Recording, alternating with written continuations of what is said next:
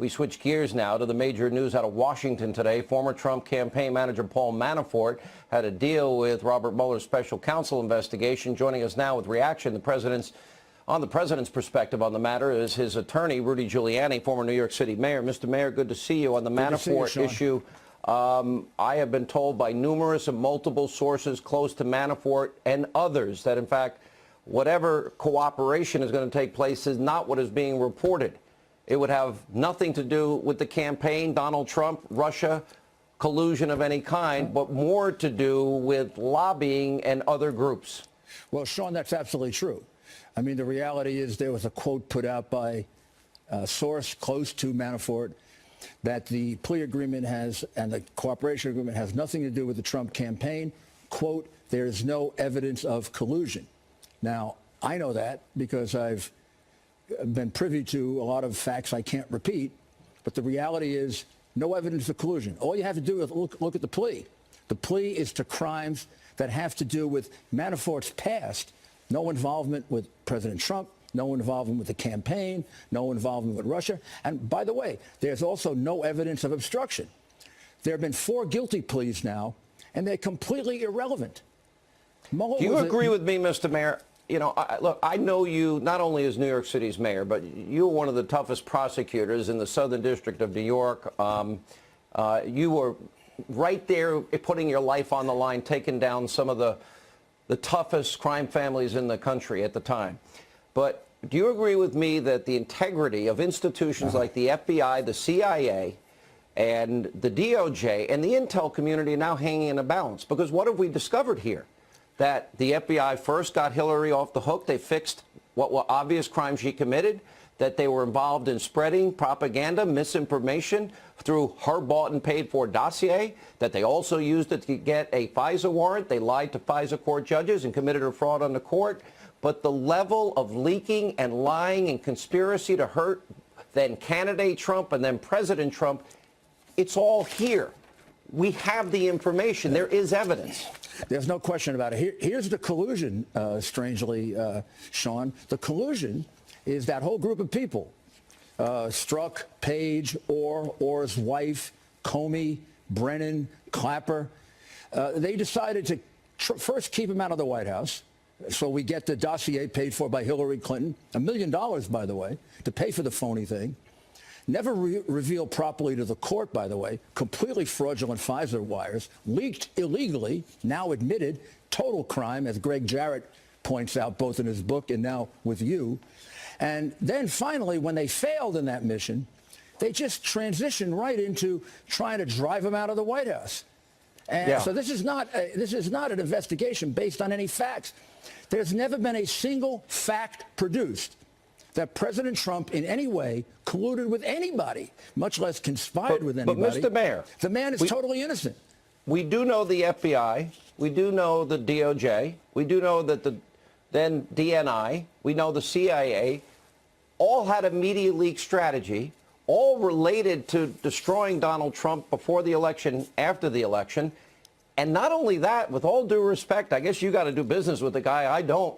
But when we look at the messages from Steele to Bruce Orr, his wife, of course, worked for Fusion GPS, but Christopher Steele, who put all the Russian lies together, paid for by Hillary, he's talking about praying he doesn't get exposed.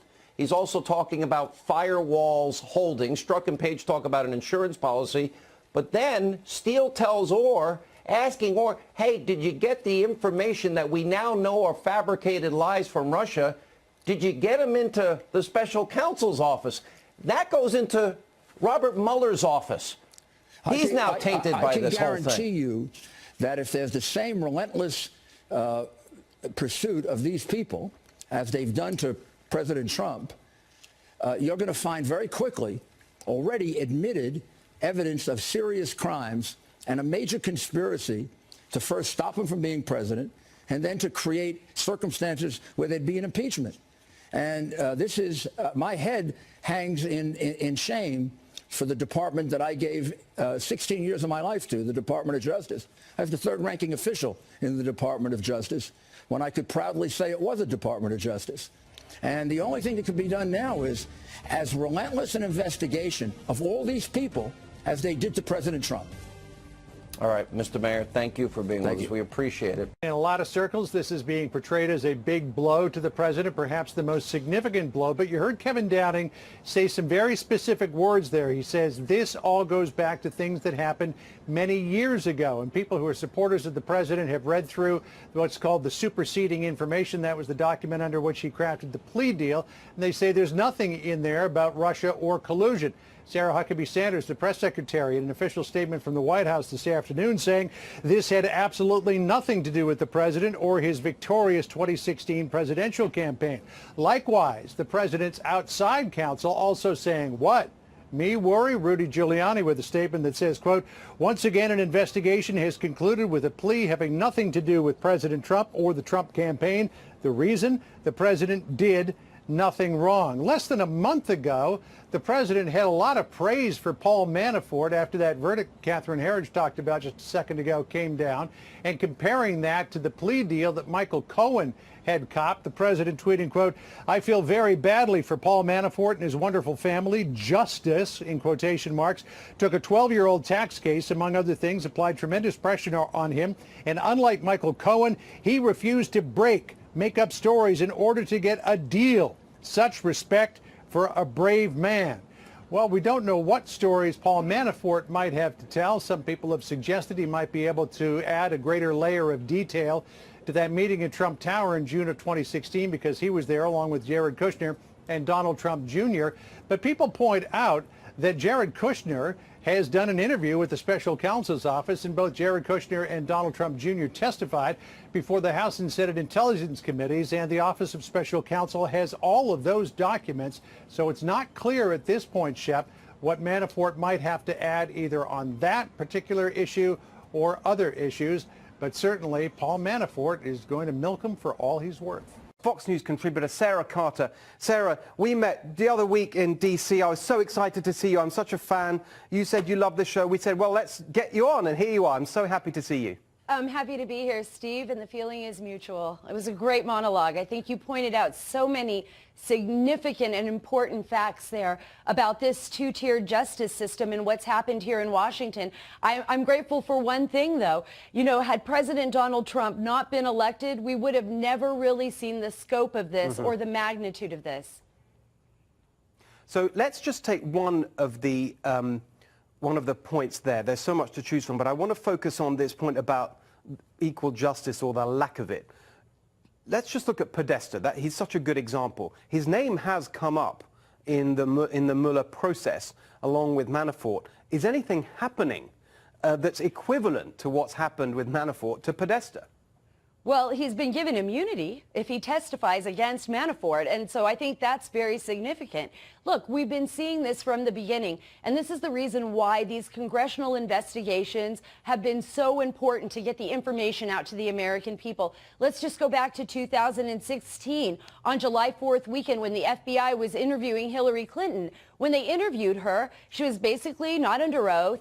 It was done on a July 4th weekend very quietly. She had Cheryl Mills with her, which was extraordinary because she was actually a witness as well if they were investigating her. Later we find out that Comey had basically already started to write the exoneration letter way before the interview, which is extraordinary in and of itself. So what we're seeing here is a consistent pattern of behavior where the establishment, and you pointed that out in your monologue, the swamp, whether it be the right or the left, because I think we've seen both sides just vehemently go after this administration, go directly after the administration. Paul Manafort, we knew it. Paul Manafort is part of this big swamp problem. You're very right. But they didn't do the same with Hillary Clinton. And if you look at the FBI 302s, those were the ones on the Hillary Clinton interview, because remember, they didn't record it. So they had to wait until those 302s were released. We find out that shortly after the story broke that she had a private server, just weeks after that, she used BleachBit to clean off her entire server, and significant amounts of emails just disappeared forever.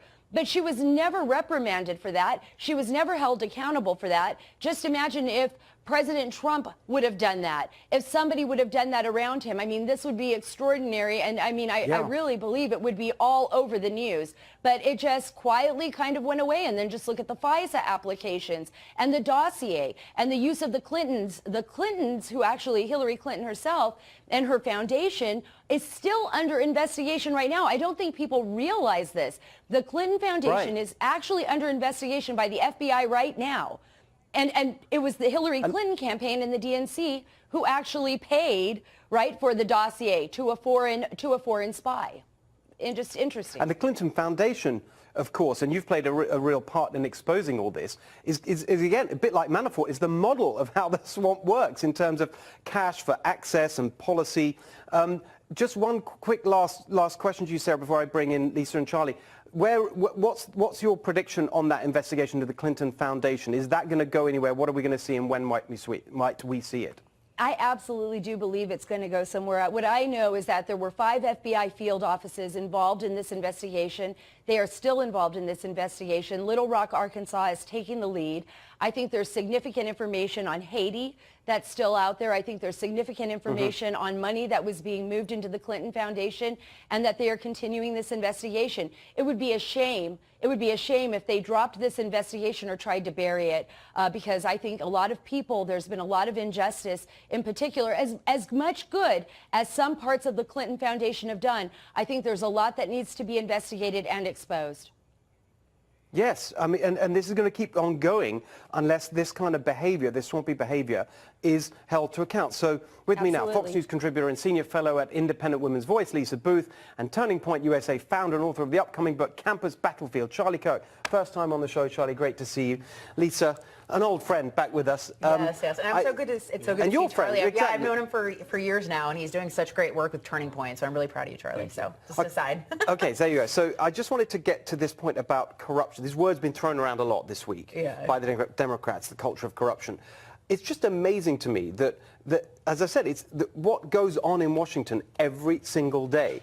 I give you a donation, you give me the policy that you want. That is literally legalized corruption. They don't seem to have any shame about throwing this word around, even though they're doing it. Well, exactly, and that's because the focus is to try to damage President Trump, and that's where the mainstream media's focus is as well. That's why they, intensely focus on things like Manafort and Michael Cohen. Obviously, neither of them are doing good things, but the media intensely focuses on this because they want to hurt President Trump. It's obvious. People at home see it. But what is remarkable is the NBC and Wall Street Journal had a poll basically showing that President Trump's approval ratings, despite all this attention, have remained unscathed. And I think that's because President Trump never really tried to pretend like he is something that he is not, right? People knew what they were signing up for when they voted for him. And what they wanted to see was him to blow up the system. And they also wanted economic opportunity. And we've seen that under President Trump. So I think that's why, despite numerous reporting on these two individuals, it hasn't hurt them.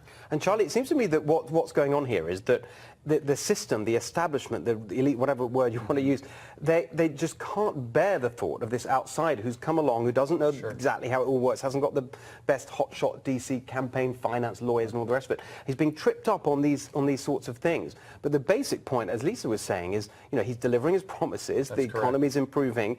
But they just want to get him out, however they can do it. Right, and they're trying to undo the results of a rightful election. And look, I call them the ruling class. And so it's more than just the lobbyists. It's more than just the cartel of the trial lawyers.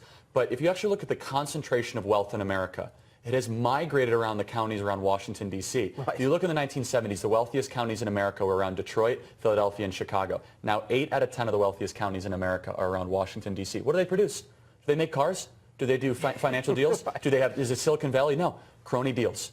They take our money. It's like the worst brokerage Ponzi scheme you could ever imagine. Send us your money, we'll send you back none of it, and then we get richer ourselves. And this is why Donald Trump won, but they're angry. And I call them the ruling class because they truly believe that there should be a bifurcated society where we should have a different set of rules if you're well connected, if you know the right senators, and you have access to the deep state. And Donald Trump came in and he was not supposed to win the primary, he was not supposed to win the election, and he sure was not supposed to actually fulfill his promises. That's the worst thing that you could possibly do. And they're upset and they're trying to go near anyone who's close to him. What upsets me most about the Manafort and Cohen thing, of course they've done illegal things. Biden's pled guilty and obviously been convicted, it's because of their proximity to the president that they have gone, that the prosecutors go after him, not because of what they did. They passed on these cases previously, but because of their relationship with the president, they went after him. That's right, and that's why I think it's so important to sort of keep reminding everyone of this, because otherwise they just win, the establishment win, and you never get anyone like Donald Trump or any other kind of outsider actually challenging the elite. Sarah, just last word to you on this portion of the discussion. This extends, not just as Charlie was saying and Lisa, even Congress and the policy aides and all the rest of it, it's what we now refer to as the deep state, the bureaucracy, the kind of permanent institutions of government. They're part of this too, and you've really done sterling work exposing that. What do you think, are they kind of salivating now because they think that they've got the president, or are they still nervous that won't be able to pin it all down? Look, I think they're a little bit nervous. Well, look what happened today with Lanny Davis, Michael Cohen's attorney. He had to walk back his statements that Michael Cohen has information about President Trump and the Russians. Now he came out and said, well, I shouldn't have said that. We really don't have that kind of information. That's not accessible to me or my client right now. I'm not sure. So he's covering for what he said. And one thing we've noticed is that a lot of stories that have been written on other networks, vis-a-vis CNN has not retracted some of those yet. But, you know, stories that said Michael Cohen has some kind of information on President Trump. No, he does not. So I think the deep state right now is still shaking. They're concerned. They wouldn't be fighting back so hard. They wouldn't be tweeting out these tweets from John Brennan and, you know, Michael Hayden. And I'm talking about both the left and the right. They wouldn't be attacking so viciously if they weren't afraid. Sarah, thank you so much. It was really great to have you with us tonight. I hope you can come back soon. We'll leave it there for now. I look forward to it.